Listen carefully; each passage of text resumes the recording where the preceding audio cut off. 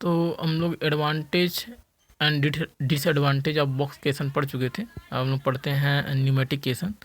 तो न्यूमेटिक केसन में इम्पोर्टेंट क्या होता है न्यूमेटिक केसन में, यानी जैसे हम लोग बॉक्स केसन बनाते हैं वैसे ही न्यूमेटिक केसन ही बनाते हैं, लेकिन डिफरेंट क्या होता है, चूँकि हम लोग ओपन केसन और बॉक्स केसन बनाते हैं वेट कंडीशन में, यानी अगर वाटर बॉडी के अंदर आपका वाटर है उस केस में बनाते हैं during the construction when water is present, water is available in the water body, water storage structure. तो उस केस में हम लोग ओपन केसन और वेल बॉक्स केसन प्रोवाइड करते हैं। लेकिन न्यूमेटिक केसन हम लोग तब प्रोवाइड करेंगे जब आपका कंडीशन सोइल का कंडीशन क्या हो, ड्राई हो।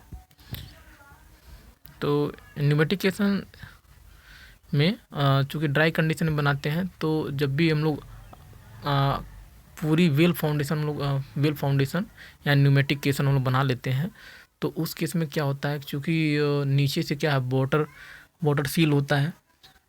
हम लोग बाकी सभी स्ट्रक्चर में क्या बना रहे थे, बेस जो बना रहे थे ऊपर से कंक्रीटिंग करते थे, प्रीकास्ट स्ट्रक्चर करते थे और ऊपर से डालते थे, कंक्रीटिंग करते थे।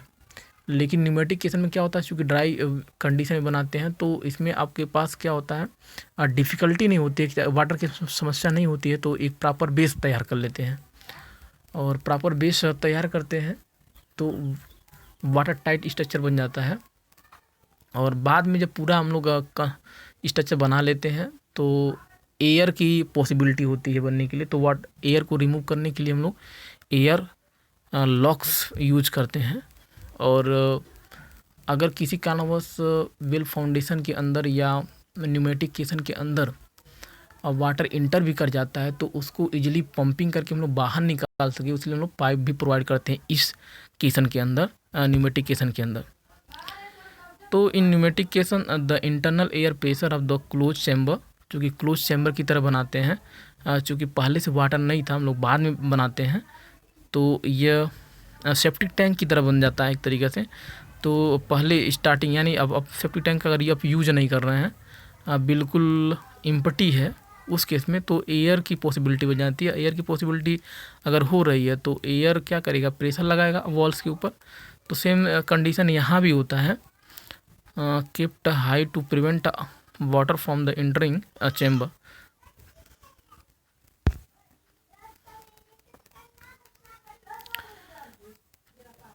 इसमें इस तरह से हम लोग बनाते हैं, इसमें इस तरह डायग्राम बनता है। तो इसमें देखेंगे नीचे से आपका कटिंग एज लगा होता है, वर्किंग चैम्बर आपका जो है बेस की तरह बनाते हैं, उसका साइड वॉल लगा है और एयर लॉक्स भी लगा होता है। तो इसमें क्या होता है, जो न्यूमेटिक केसन होता है, न्यूमेटिक केसन में जो बेस होता है वह प्रॉपरली डिजाइन होता है, प्रॉपरली कंस्ट्रक्टेड होता है। बाद में वॉल बनाने के बाद जब हम लोग कंप्लीट कर लेते हैं, तो इसमें एयर प्रेशर को रिमूव करने के लिए एयर लॉक्स प्रोवाइड करते हैं। पाइप से पंपिंग करने के लिए हम लोग पाइप यूज़ करते हैं वाटर को पंप करने के लिए। तो यह एक स्किल्ड लेबर के सुपरविज़न में ये स्ट्रक्चर्स होता है। उसको टाइम टू टाइम ऑब्जर्व करता रहता है कि कहीं एयर की समस्या तो नहीं है, वाटर कहीं लीक तो नहीं कर रहा है। तो इसमें देखते हैं लिखा, द केसन is sunk under the complete control condition bye skill person and supervisory staff in the working chamber. The working chamber is filled with the concrete after the final depth is reached and the sinking of the caisson is completed। तो ये हो गया आपका advantage. देख लेते हैं pneumatic केसन का क्या होता है एडवांटेज। फर्स्ट एडवांटेज होता है कि ये पूरी सिंकिंग के दौरान इसमें पूरा कंट्रोल होता है, यानी कंस्ट्रक्शन स्टार्टिंग से कंस्ट्रक्शन और कंप्लीट होने तक इसमें पूरा कंट्रोल होता है, क्योंकि इसमें वाटर की समस्या पहले से नहीं रहता है, वाटर की समस्या नहीं होती है। ड्राई कंडीशन में हम लोग कंस्ट्रक्ट करते हैं न्यूमेटिक केसन को, तो पूरा कंट्रोल होता है पूरे प्रोसेस पे। सेकेंड एडवांटेज ये है, the bottom of the chamber can be sealed effectively it event. तो हम उसमें क्या ड्राई कंडीशन बनाते हैं, तो जो नीचे से बेस बनाते हैं वह प्रॉपरली सील करके बनाते हैं। हर फैक्टर को हम लोग ध्यान में कंसिडर करके हम लोग बना लेते हैं ताकि ये समस्या बाद में ना हो। थर्ड एडवांटेज क्या होता है, obstructions to sinking such as the boulder. तो इसमें थर्ड याद रखेंगे कि बोल्डर या ग्रेवल्स के केस में हम लोग ये न्यूमेटिक केसन नहीं बनाते हैं। डिसएडवांटेज ऑफ न्यूमेटिक केसन देखते हैं। First disadvantage, pneumatic caisson are costlier than the other type of केसन।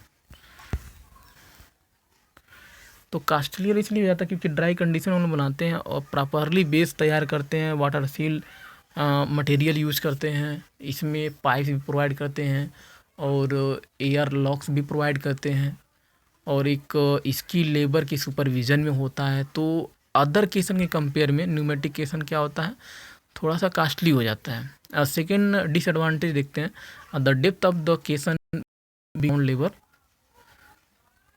Below the ground table is limited to about 35 metre. तो जब भी हम न्यूमेटिक केसन का कंस्ट्रक्शन करते हैं तो जो डेप्थ रखते हैं वो वाटर टेबल से 35 मीटर नीचे रखते हैं और जो प्रेशर की वैल्यू होना चाहिए न्यूमेटिक केसन के अंदर वो 35 टन पर मीटर स्क्वायर से ज़्यादा नहीं होना चाहिए। अब हम लोग बात करते हैं shape of well foundation. Shape of well foundation का मतलब ये है कि टेक्सचरल व्यू, यानी जो हम लोग वेल फाउंडेशन कंस्ट्रक्ट कर